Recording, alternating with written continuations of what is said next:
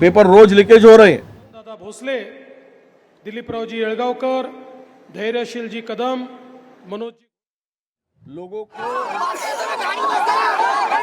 आपण पाहिलेलं आहे वडेट्टीवारांनी म्हटलेलं आहे की या संपूर्ण जे गंभीर आरोप करण्यात आलेले आहेत त्याची चौकशी केली पाहिजे आणि जे सत्य आहे ते समाजासमोर आणलं पाहिजे असं त्यांनी म्हटलेलं आहे। त्याचबरोबर या संदर्भातला प्रश्न आपण सभागृहात उपस्थित करू असंही त्यांनी म्हटलेलं आहे।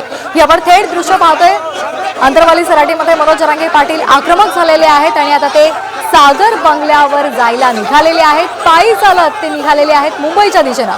मराठा समाज बांधव त्यांच्या आजूबाजूला आहेत, त्यांना वारा घालतायत।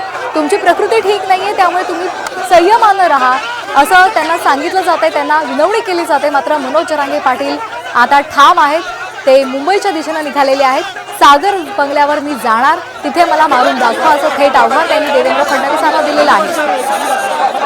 आपण ही दोन दृश्य पाहतोय, एकीकडे मनोज जरांगे पाटील आक्रमक झालेले आहेत, त्यांच्या सभोवती मराठा समाजाचे बांधव एकवटलेले आहेत। मनोज जरांगे पाटील यांची समजूत काढण्याचा प्रयत्न केला जातोय कारण त्यांच्या उपोषणाचा आजचा 16वा दिवस आहे। त्यांनी सलाईन सुद्धा कालपासून काढून टाकलेला आहे आणि त्यामुळे तुम्ही जर चालत मुंबईच्या दिशेने गेलात तर तुम्हाला जीवाला धोका होऊ शकतो, तुमची प्रकृती ढासळू शकते असं त्यांना सांगितलं जात आहे। मात्र मनोज जरांगे पाटील आपल्या निर्धारावर ठाम असलेले पाहायला मिळत आहे। मुंबईच्या दिशेनं मनोज जरांगे पाटील रवाना झालेले आहेत, त्यांना रस्त्यामध्ये थांबवण्यात आलेलं आहे, त्यांना वारा घातला जातोय। त्यांची प्रकृती ठीक नाहीये मात्र तरी सुद्धा ते मुंबईकडे जाण्यावर ठाम आहे। तर दुसरं दृश्य आपण पाहतोय, माणमधून देवेंद्र फडणवीस बोलतात एका कार्यक्रमामध्ये।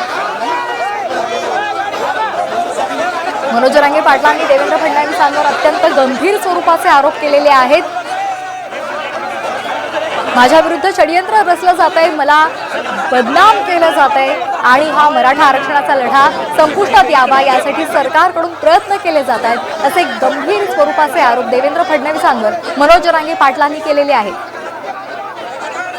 तर आपण ही दृश्य पाहतोय, जरांगेंना आता भोवळ आलेली आहे, त्यांना चक्कर आलेली आहे आणि त्यामुळे आता ते रस्त्यामध्येच बसलेले आहेत, त्यांना वारा घातला जातोय। त्यांच्या उपोषणाचा आजचा 16वा दिवस आहे, त्यांची प्रकृती ठीक नाहीये, त्यांना लावलेलं सलाईन सुद्धा त्यांनी काल काढून टाकलेलं आहे। न्यायालयाचा अवमान होऊ नये यासाठी मी सलाईन घेत होतो असं त्यांनी म्हटलेलं आहे। मात्र सलाईनमधून मला विष देण्याचा प्रयत्न होऊ शकतो असं सुद्धा त्यांनी म्हटलं होतं। तसा सरकारचा डाव होता असा आरोप त्यांनी केला होता। तर त्यांना भोवळ आलेली आहे आणि आता मराठा बांधव त्यांच्या आजूबाजूला उपस्थित आहेत, ते त्यांना वारा घालण्याचा प्रयत्न करतात। पायी चालत मनोज जरांगे पाटील मुंबईच्या दिशेने रवाना झालेले आहेत।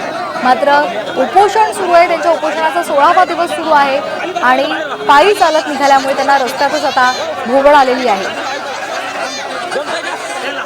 मराठा बांधव त्यांना समजवण्याचा प्रयत्न करतायत, आपली प्रकृती ठीक नाहीये त्यामुळे आता तडक मुंबईला जाणं योग्य नाही असं त्यांना सांगितलं जात आहे। मात्र मनोज जरांगे पाटील ठाम आहेत। अजय बारसकर यांच्याकडून गेल्या 4 दिवसांपासून त्यांच्यावर वेगवेगळ्या स्वरूपाचे आरोप केले जात आहेत आणि कुठेतरी त्यातूनच आज उद्विग्न होऊन बोलताना मनोज जरांगे पाटील यांनी सुद्धा गंभीर स्वरूपाचे आरोप केलेले आहेत। मी कुठल्याही राजकीय पक्षाचा नाही, मी समाजाचा आहे आणि माझा हा लढा फक्त समाजासाठी आहे, मराठा आरक्षणासाठी आहे। मात्र माझ्या विरुद्ध सरकारकडून षडयंत्र रचलं जात आहे आणि याच्या पाठीमागे देवेंद्र फडणवीस आहेत असं जरांगे पाटील यांनी म्हटलेलं आहे।